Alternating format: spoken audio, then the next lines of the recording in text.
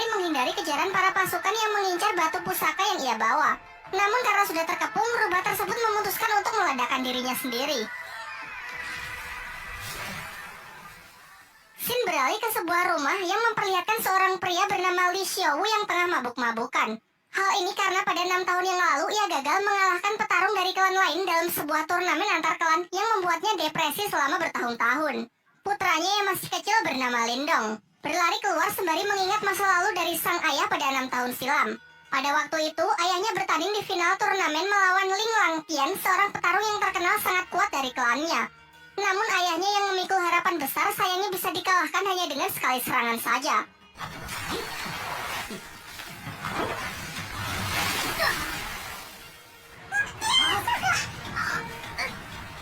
Tak hanya itu, Ling Langtian juga mengambil aura milik ayah Lindong. Singkat cerita, beberapa tahun pun telah berlalu dan Lindong kini telah tumbuh remaja. Pada suatu ketika, ia terlibat perkelahian dengan sepupunya yang bernama Ling San bersama teman-temannya yang membuat ia terperosok ke dalam jurang. Dirinya yang sudah terbaring lemas secara kebetulan darahnya menetesi sebuah batu pusaka peninggalan rubah di awal film, membuat batu itu hancur dan ia pun terjatuh. Di dalam gelapnya tempat itu, batu tersebut memancarkan cahaya keemasan yang membuatnya terbangun. Namun saat tersadar ia merasa heran dengan tanda bercahaya yang muncul di telapak tangannya serta luka-lukanya yang sudah sembuh. Saat ia pulang, adiknya yang bernama Qing Tan datang untuk mengajaknya bermain karena tak bisa tidur. Seusai bermain, ia juga langsung pergi. Saat Lindong terlelap tidur, kejadian aneh pun terjadi kembali. Ia bermimpi berada di sebuah dimensi biru gelap yang banyak terdapat pohon bambu. Saat ia masih kebingungan, tiba-tiba ia diserang sosok misterius yang perawakannya sangat mirip dengannya. Pertarungan pun tak terhindarkan, yang memperlihatkan kekuatan mereka benar-benar seimbang.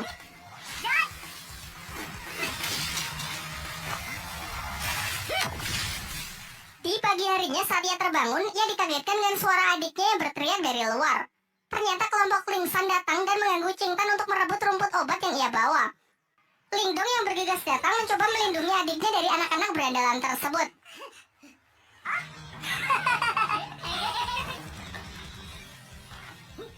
Diperlihatkan kemampuan Lindong yang sudah meningkat pesat mampu menangkis seluruh serangan dari Ling San. Hingga ia akhirnya menyadari bahwa ia telah mengaktifkan teknik rahasia yang bernama tinju 7 suara.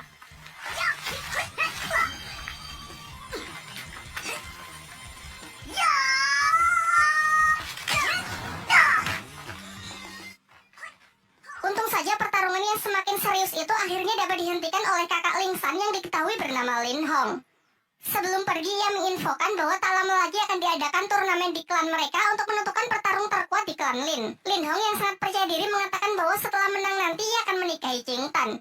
Saat kembali, sang ayah menunjukkan gerakan teknik tinju suara yang baik dan benar kepada Lindong.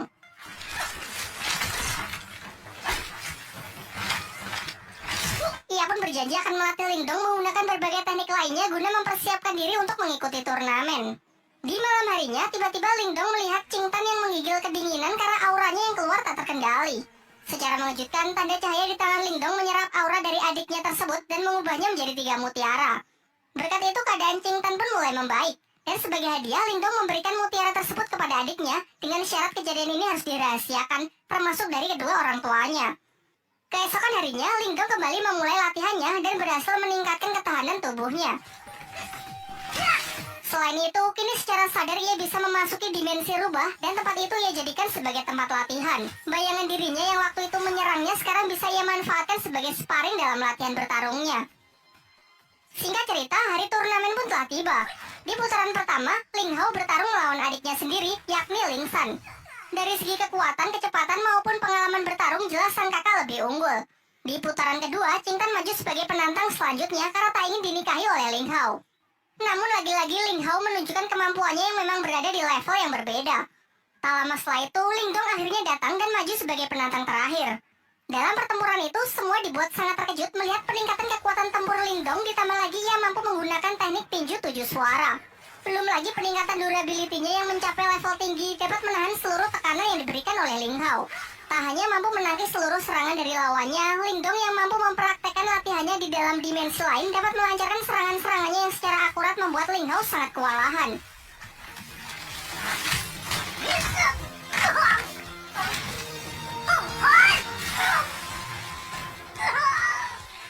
Dengan kemenangannya ini, Lingdong lah yang keluar sebagai juara dan dinobatkan sebagai petarung terkuat di generasinya. Setelah turnamen berakhir, kakek Lingdong selaku ketua klan Lin menjelaskan kepada kedua putranya bahwa dua klan tetangga, yakni klan Lei dan klan Xin akan bergabung melalui pernikahan anak-anak mereka. Hal ini lantas membuat kedua klan tersebut kini menjadi beraliansi. Kemudian ia juga memberitahukan mengenai turnamen antar klan berikutnya, yaitu perburuan hewan langka yang masih dirahasiakan. Pembicaraan pun ditutup dengan sang ketua klan yang menyuruh agar anak mereka berlatih lebih keras lagi demi mempersiapkan turnamen selanjutnya. Sementara itu, ketua klan Lei juga mempersiapkan putranya yang bernama Lily untuk mengikuti turnamen antar klan tersebut. Kekuatan dari Lily ini sangat dibanggakan oleh sang ayah karena ia telah menguasai ketahanan tubuh level atas yang siap mengalahkan petarung-petarung dari klan Lin. Singkat cerita, turnamen antar klan pun digelar. Di sini ayah Lingdong memberitahu putranya bahwa pertandingan kali ini adalah perburuan hewan langka, dan Lingdong diharuskan menaklukkan hewan langka yakni singa api yang terkenal sangat buas. Namun aturannya tak perlu sampai menangkapnya, karena Lingdong hanya perlu mengambil sisik yang berada di ujung ekor hewan tersebut agar bisa menyelesaikan pertandingan kali ini. Diperlihatkan semua peserta pun telah berkumpul, termasuk putra dari tuan rumah yakni bernama Wuyun. Di awal-awal saja ketegangan sudah terjadi di antara para peserta karena Lily yang terlalu menyombongkan dirinya. Singkatnya, aturan pun dibacakan di mana mereka harus mendapatkan sisik singa api agar bisa memenangkan pertandingan, dan dilarang keras untuk berusaha saling membunuh satu sama lain.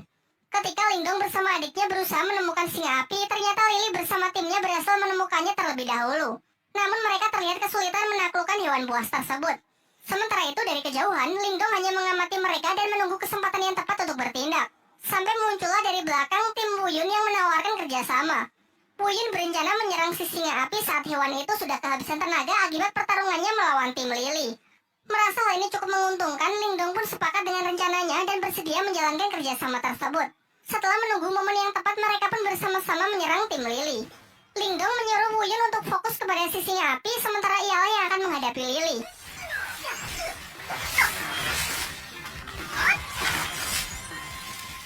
Singkatnya, berkat kerjasama yang baik, Wuyun mendapatkan kesempatan untuk menebas sisik singa api tersebut dan segera pergi meninggalkan medan pertempuran setelah mendapatkannya.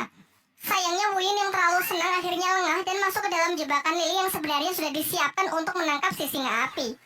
Saat Lingdong menyusul, ia terlambat karena Lily sudah mengambil sisik singanya dan dengan kejam menendang Wuyun hingga terperosok ke dalam sarang si singa api. Lingdong yang memiliki jiwa setia kawan mengabaikan sisik singa itu dan segera menyusul Wuyun untuk mencoba menyelamatkannya. Sedangkan Lily bersama timnya telah kembali dan dengan bangga menunjukkan sisik singa api yang telah ia dapatkan. Ia juga menceritakan bahwa Wuyun dan Lingdong mungkin tak akan kembali karena sudah mati akibat kecerobohannya terpeleset jatuh ke dalam sarang si singa api. Akan tetapi di tengah ketegangan itu, secara mengejutkan Lingdong dan Wuyun ternyata berhasil kembali dengan selamat. Tetapi Lily tetap yakin kalau ialah pemenangnya karena telah membawa sisik si singa api. Di sini semuanya dibuat kembali terkejut melihat Lingdong dan Wuyun yang justru membawa dua anak singa api.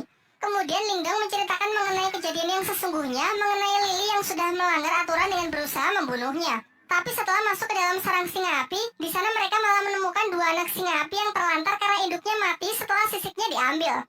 Karena merasa kasihan, akhirnya mereka pun sepakat membawa dua hewan tersebut. Kini telah diputuskan bahwa ketiganya berhasil menyelesaikan pertandingan ini dengan baik.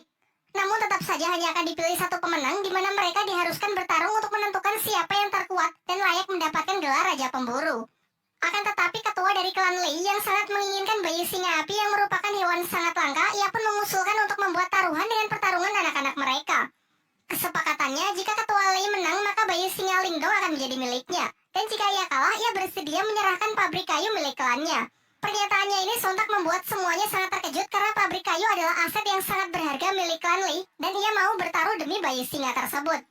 Sempat terjadi kekhawatiran karena kepercayaan diri dari ketua Lei ini bukan tanpa alasan. Putranya tersebut memanglah terkenal memiliki kemampuan di atas rata-rata dari anak-anak lain. Namun Lingdong menepis kekhawatiran itu dan siap menerima tantangan yang dilemparkan. Singkat cerita, pertarungan mereka pun dimulai.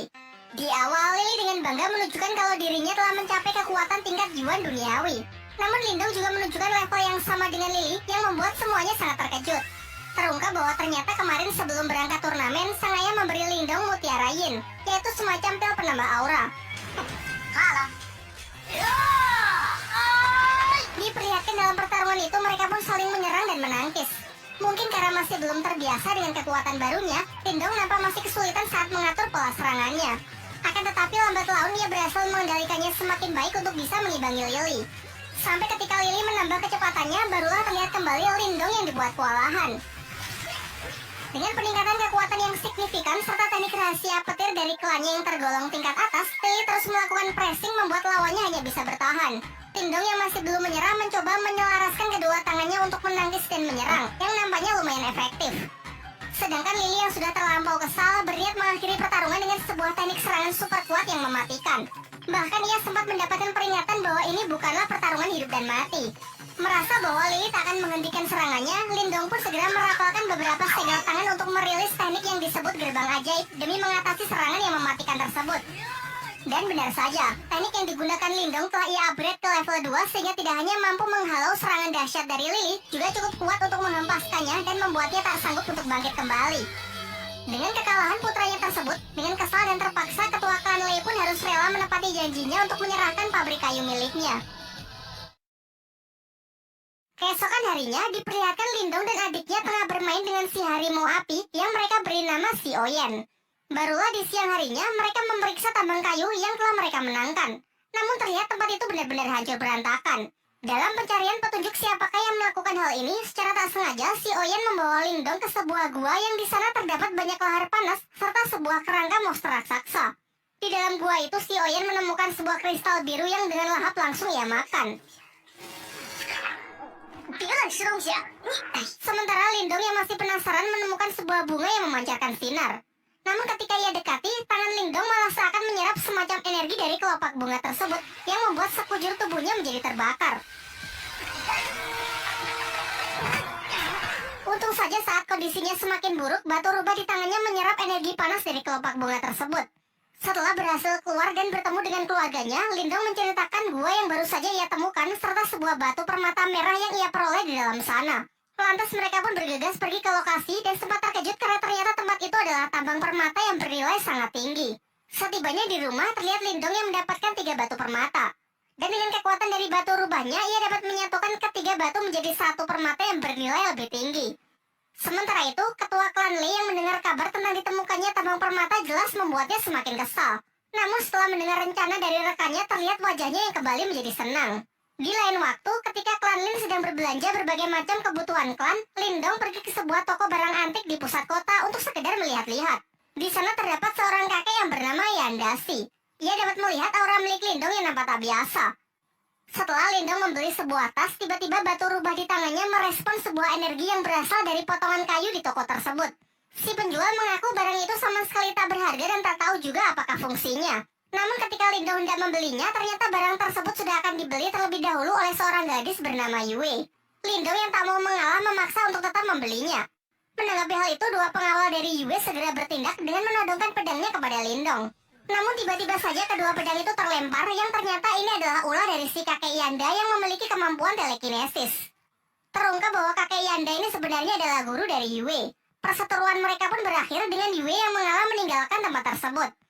Sementara kakek Yanda menjelaskan kepada Lindong bahwa kemampuan telekinesisnya adalah kekuatan mental yang berbeda dari teknik bela diri biasa. Ia lalu menawarkan agar Lindong mau menjadi muridnya setelah melihat potensi besar yang ia miliki. Namun Lindong memilih untuk menolak tawaran tersebut karena takut kalau rahasia kekuatan batu rubah di tangannya bisa terbongkar. Kakek Yanda pun sama sekali tidak memaksa dan menghormati keputusan Lindong. Namun sebelum pergi, ia memberikan sebuah buku untuk bisa ia pelajari. Sementara itu, di area tambang datang sekelompok orang dari desa Naga Hitam yang ingin melakukan invasi. Mereka berniat merebut paksa pabrik kayu karena status kepemilikan dari tambang tersebut kini dianggap tidak jelas. Namun sebenarnya orang-orang ini adalah suruhan dari ketua klan Lei yang sengaja ia perintahkan untuk merebut tempatnya kembali. Beruntung Lindong kembali tepat waktu untuk mencoba melakukan perlawanan sehingga terjadilah pertarungan. Ketua Naga Hitam pun tanpa ragu langsung menyerang Lindong yang membuatnya terlempar menghantam gerbang masuk di sana. Dengan selubung aura sebagai pelindung, Lindong masih mampu bertahan dan bangkit kembali. Sementara Qing Tan juga membantu dengan melancarkan beberapa anak panah untuk menghentikan orang-orang tersebut masuk lebih jauh. Setelah melihat potensi Lindong, ketua Naga Hitam segera memperkuat aura untuk membunuhnya karena khawatir jika dibiarkan kelak Lindong akan menjadi lawan yang menyusahkan.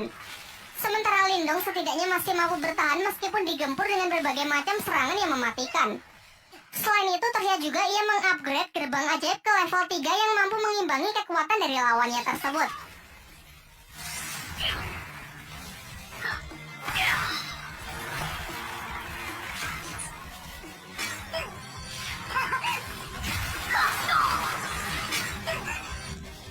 Ketika telah kehabisan energi, entah bagaimana Lindong mampu mengisi ulang energinya dengan menyerap energi alam.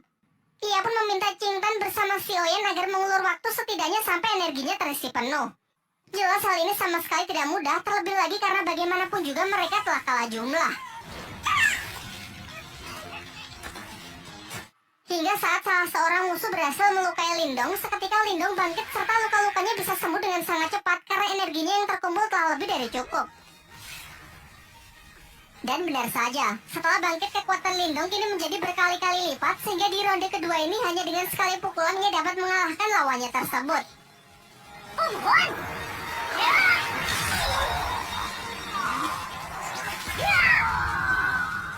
Ketua klan Lei yang mendapatkan kabar bahwa orang-orangnya berhasil dikalahkan sangat terkejut. Terlebih lagi yang mengalahkannya hanya Lindong yang cuma seorang diri. Di malam harinya, terlihat Lindong tengah bermeditasi dengan menggunakan proyeksi astralnya untuk berlatih kemampuan spiritual. Terinspirasi dari kakek Yanda yang ia temui beberapa waktu yang lalu, ia juga mencoba latihan teknik telekinesis dengan mengendalikan benda-benda kecil di tempat tersebut. Selain itu, ia yang penasaran dengan potongan kayu yang telah ia beli tadi siang menyadari kalau benda tersebut memiliki semacam energi yang menyelubunginya. Ia pun mencoba berkonsentrasi, namun energinya masih belum cukup kuat untuk bisa menembusnya. Beberapa saat setelahnya, ia merasakan pancaran energi yang sangat kuat dan bergegas pergi untuk memeriksanya menggunakan teknik proyeksi astralnya. Ternyata energi itu berasal dari kakeknya yang telah berhasil mencapai tingkat Yuan tahap awal. Ia pun lantas segera kembali ke tubuh aslinya untuk menemui sang kakek agar bisa memberikan ucapan selamat. Akan tetapi sang kakek justru menjelaskan bahwa ini hanyalah tingkat Yuan di tingkat awal. Masih ada beberapa tingkat lagi sebelum mencapai tingkat tertinggi. Kemudian ia mengungkapkan bahwa tadi ia sempat merasakan kekuatan mental teknik proyeksi astral yang mendekat, meskipun sesaat langsung menghilang. Namun di sini ia tak tahu kalau kekuatan itu adalah kekuatan milik Lindong. Topik pun berganti.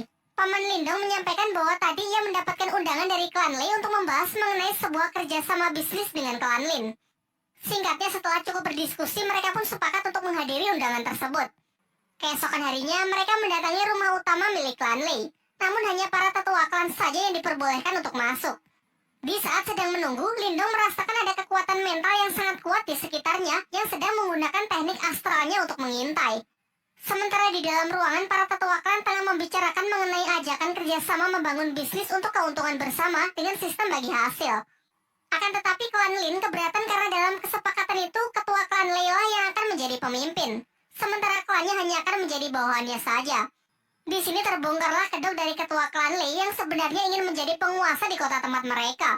Perdebatan itu pun semakin memanas yang malah membawa mereka dalam sebuah pertarungan.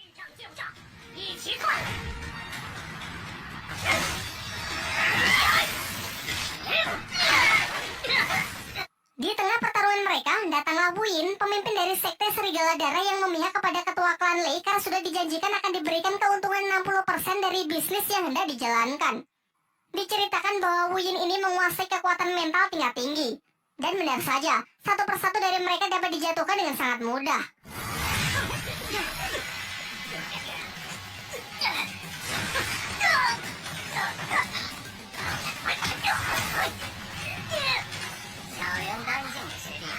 Lindong pun tak tinggal diam. Ia berusaha melindungi anggota klannya dengan melawan Wu Yin sendirian. Semuanya pun dibuat sangat terkejut karena Lindong ternyata juga menguasai teknik mental yang sudah berada di tingkat lumayan tinggi. Mereka lantas bertarung dengan sangat sengit.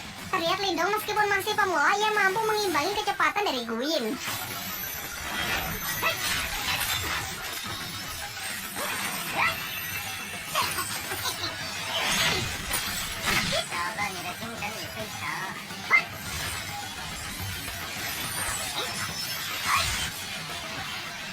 Sampai mereka saling mengadu teknik astral melalui duel udara, namun sayangnya tetap saja Wu Yin lebih unggul dan mampu menekan Lindong.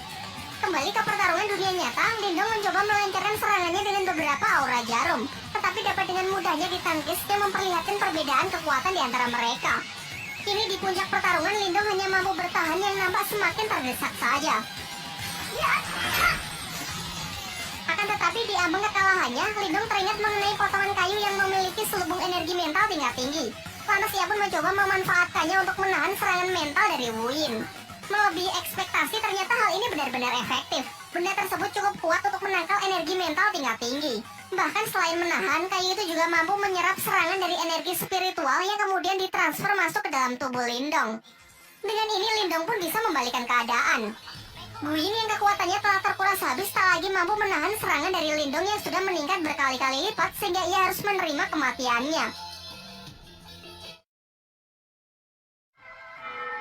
Beberapa lama setelah pertarungan itu, orang-orang dari Sekte Serigala Darah yang dipimpin oleh Wei Tong berniat balas dendam kepada klan Lin karena telah membunuh Guyin.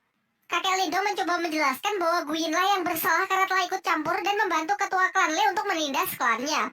Ia pun kemudian menawarkan sebuah jalur damai dengan menanyakan apa yang perlu dilakukan agar Wei Tong bisa melupakan dendamnya tersebut. Wei Tong menjawab bahwa ia mau orang yang telah membunuh Guyin dan tabang permata milik klan Lin diserahkan kepadanya, serta seluruh orang dari klan Lin harus bersedia menjadi budaknya. Jelas kakek Lindong pun menolak hal itu sehingga pertarungan pun tak terelakkan. Sayangnya Wei Tong yang telah mencapai tingkat Yuan level atas dengan mudah bisa mengalahkan kakek Lindong. Sampai akhirnya Lindong datang dan menyatakan akan mengalahkan Wei Tong seorang diri, mengingat dirinya lah yang harusnya bertanggung jawab atas kematian Guyin. Tanpa basa-basi, Wei Tong pun langsung melancarkan serangannya terlebih dahulu. Dengan lincah, Lindong memanfaatkan teknik jarum biru sebagai pinjakan untuk melayang. Beberapa tembakan anak panah dilancarkan untuk berusaha menjatuhkan Lindong, termasuk menggunakan anak panah yang dilapisi aura, namun bisa ia hindari dengan sangat mudah.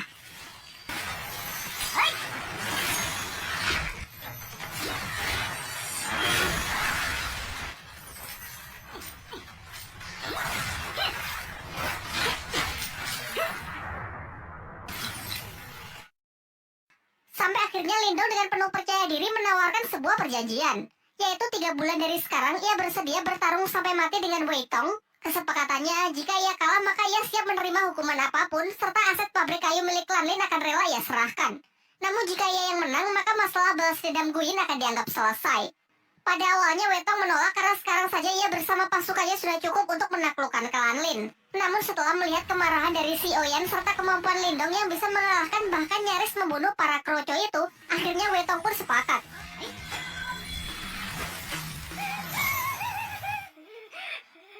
Tetapi ia merasa kalau 3 bulan terlalu lama, sehingga ia ingin mempersingkatnya menjadi 2 bulan saja. Setelah kepergian dari orang-orang Sekte Serigala Darah, ayah dan kakek Lindong nampak cemas dengan perjanjian tersebut yang menurut mereka terlalu beresiko karena mempertaruhkan klannya. Namun Lindong menepis kekhawatiran itu dan mengatakan bahwa ia akan berusaha semaksimal mungkin, mengingat ialah yang memang harus bertanggung jawab dalam kasus ini. Ia lalu meminta izin untuk pergi ke ibu kota lebih awal demi lebih banyak menuntut seni ilmu bela diri di sana. Akan tetapi sebenarnya ia juga punya alasan yang ia rahasiakan, yaitu mencari cara untuk melatih batu rubah di tangannya agar bisa sepenuhnya ia kendalikan.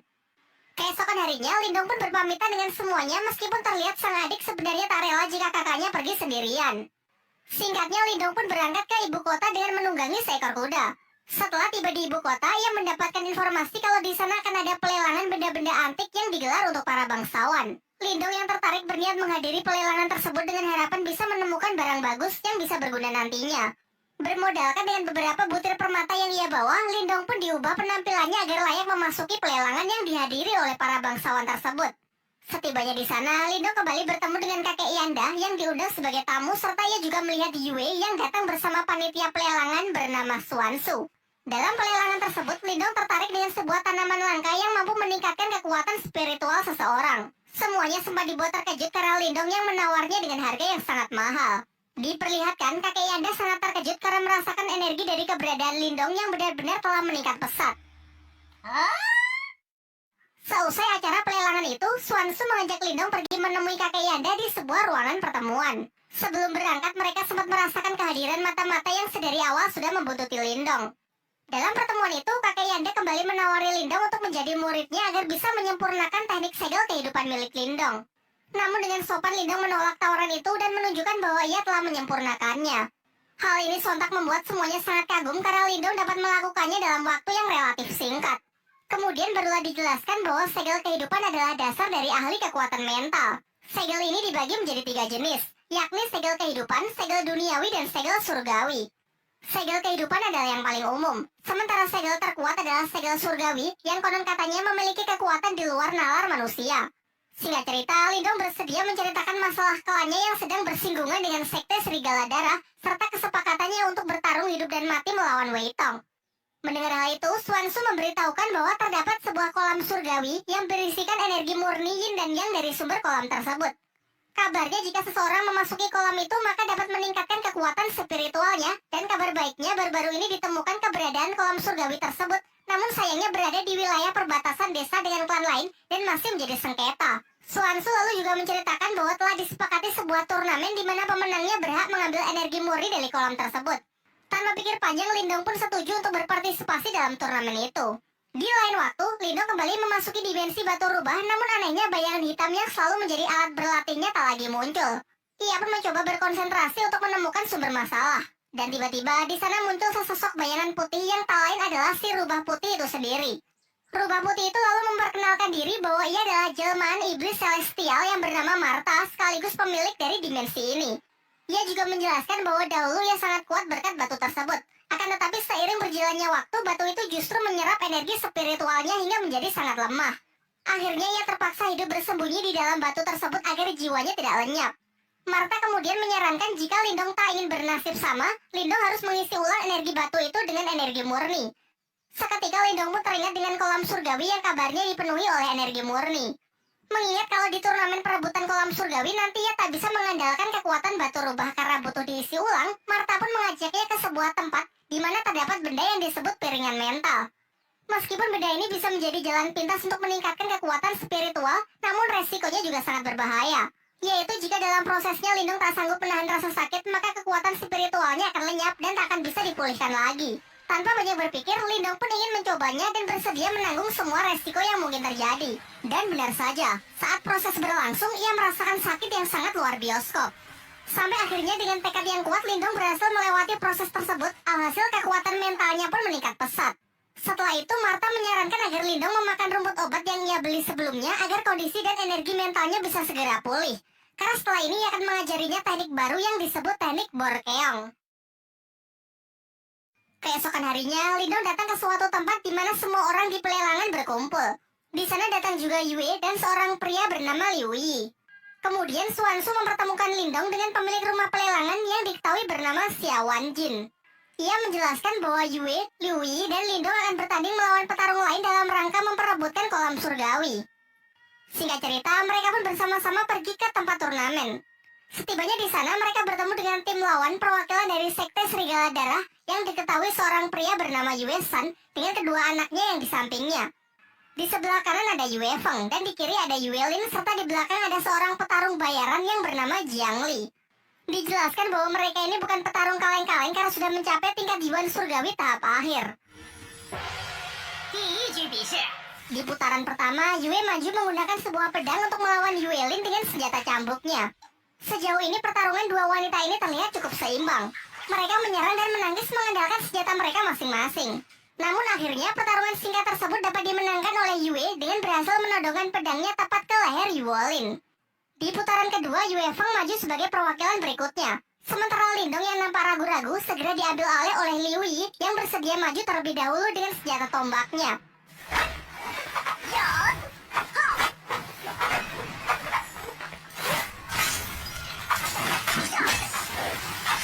Di tengah pertarungan, Marta merasakan ada sebuah gejolak energi dari dalam kolam surgawi. Karena merasa penasaran, ia menyelinap dengan menggunakan proyeksi astralnya, kemudian masuk ke dalam kolam itu untuk memeriksa anomali energi tersebut. Namun karena ia hanya menggunakan wujud astralnya, ia tak sanggup menyelam terlalu dalam. Kembali ke arena pertarungan. Diperlihatkan kalau perwakilan tim lawan dapat memenangkan pertarungan di putaran kali ini. Pertarungan selanjutnya adalah babak penentu, di mana Lindong akan menjadi harapan terakhir untuk bisa mendapatkan hak dari kolam surgawi. Dengan nada yang sedikit menggoda, Xuanzu menyemangatinya agar bisa memenangkan pertarungan penentu tersebut. Sementara di pihak lawan, Jiang Li si tentara bayaran maju untuk menghadapi Lindong. Di awal, Jiang Li mengatakan bahwa ini akan menjadi pertarungan sampai mati. Jadi jika ingin menyerah, inilah saatnya. Namun Lindong sama sekali tak gentar dengan gertakan itu dan segera bersiap memasang kuda-kudanya. Serangan pertama dapat ia tangkis dengan mudah. Dilanjutkan dengan beberapa gerak serangan juga ia lancarkan untuk mencoba mencari titik lemah dari pertahanan lawannya. So far, nampak keduanya masih seimbang sampai mengadu kekuatan aura mereka.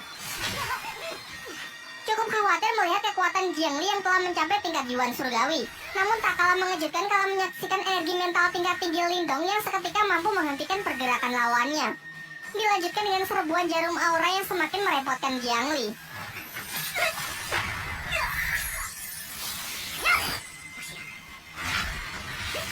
Mencoba serangan jarak dekat pun juga percuma karena tekanan energi mental Lindong yang dengan kuat menghempaskannya.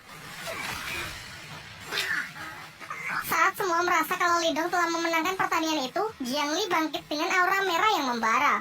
Ternyata ia menguasai sebuah teknik rahasia yang memungkinkan seseorang mengkonversikan darahnya menjadi energi. Hal ini membuat kekuatannya meningkat pesat dalam beberapa saat, meskipun teknik ini dinilai sangat berbahaya dan memiliki resiko yang sangat tinggi. Beberapa kali serangan pun dilancarkan yang hanya dapat Lindong hindari. Bahkan serbuan jarum aura pun benar-benar sudah tidak mempan. Sebagai serangan penutup, Jiangli memusatkan energinya di tangan untuk menciptakan serangan mematikan yang berwujud tangan merah raksasa. Sementara Lindong bersiap dengan teknik barunya yang diajarkan oleh Martha, yaitu teknik Borkeong. Bentrokan teknik yang sangat kuat itu pun menghasilkan gelombang yang menggentarkan langit dan bumi. Namun saat debu telah menyingkir, terlihat Jiangli yang sudah mati langkah dengan 4 jarum Lindong yang diarahkan tepat ke lehernya. Sehingga dengan ini Lindonglah yang keluar sebagai pemenang dan memiliki hak atas kolam surgawi. Setelah kemenangan itu, mereka bertiga masuk ke dalam kolam untuk menyerap energi spiritual sebanyak-banyaknya. Namun dibandingkan yang lain, teknik penyerapan energi milik Lindong berjalan jauh lebih lambat. Martha pun justru menertawakannya. Dikarenakan waktu berendam yang terbatas, Martha membuat sebuah kesepakatan dengan Lindong, yaitu ia akan membantunya menyerap energi spiritual dengan cepat, dengan syarat jika sudah selesai, Lindong harus bersedia turun ke dasar kolam untuk melihat sumber energi aneh dari kolam surgawi tersebut. Tanpa pikir panjang, Lindong pun menyetujui kesepakatan yang dibuat Martha. Dan benar saja, setelah mendapatkan bantuan dari Martha, dengan sangat cepat energi mengalir deras ke dalam diri Lindong. Bahkan efek dari proses itu sampai dirasakan di atas kolam yang muncul pusaran air raksasa. Seusai proses penyerapan, sesuai kesepakatan, ia turun ke dasar kolam untuk memeriksa sumber dari energi kolam surgawi. Di bawah sana, Lindong menemukan giok iblis piton yang dalam kondisi tersegel. Pada awalnya, Lindong tak ingin mengusiknya dan berniat langsung pergi. Namun Martha berusaha membujuknya dengan mengatakan kalau ini tidak berbahaya karena iblis ini sedang terluka. Ia juga menjelaskan bahwa sumber energi spiritual yang Lindong serap sebagian tadi berasal dari mutiara yin dan yang berada di belakang jiwa iblis tersebut. Martha lalu menambahkan, jika Lindong berhasil mendapatkan mutiara tersebut, maka hanya dalam waktu singkat Lindong dapat mencapai tingkat Yuan Jin. Namun karena mutiara itu diselubungi jiwa iblis, Martha harus menghisapnya terlebih dahulu supaya Lindong bisa mengambilnya. Ia lalu menyuruh Lindong untuk mentransfer sebagian energinya agar Martha cukup kuat untuk bisa melakukannya. Ketika proses penyerapan berlangsung, tiba-tiba segel iblis itu hancur sehingga sang iblis piton kini berhasil bebas. Pertarungan pun tak terhindarkan.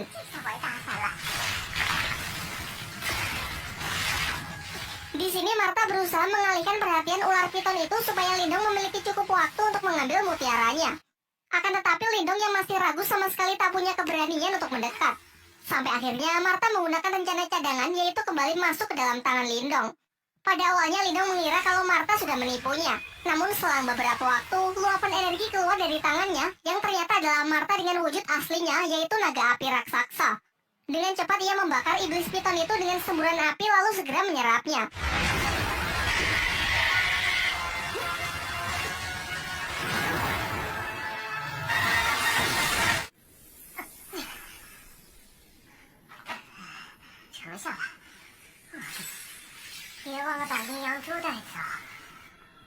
Setelah mereka semua kembali, Xiao Wanjin dan yang lainnya merasa khawatir dengan kondisi Lindong yang terlihat sangat pucat akibat penyerapan energi dari kolam surgawi yang dinilai terlalu banyak. Namun Lindong menepis kekhawatiran itu dengan mengatakan kalau dirinya baik-baik saja. Ia menegaskan asalkan ia bisa segera naik tingkat dan bisa mengalahkan Wei Tong dari Sekte Serigala Darah, apapun rela ia lakukan. Dalam pembicaraan itu, Xiao Wanjin menjelaskan bahwa Sekte Serigala Darah selama ini juga menjadi musuh bebuyutan bagi pihaknya. Terlebih lagi karena Lindong telah membantunya mendapatkan kolam surgawi, ia pun bersedia memberikan bantuan apapun. Di akhir pembicaraan, Suan Shu memberikan buku langkah dari pelelangan kemarin yang berisi teknik-teknik rahasia agar bisa Lindong pelajari demi mempersiapkan dirinya agar bisa menang melawan Wei Tong.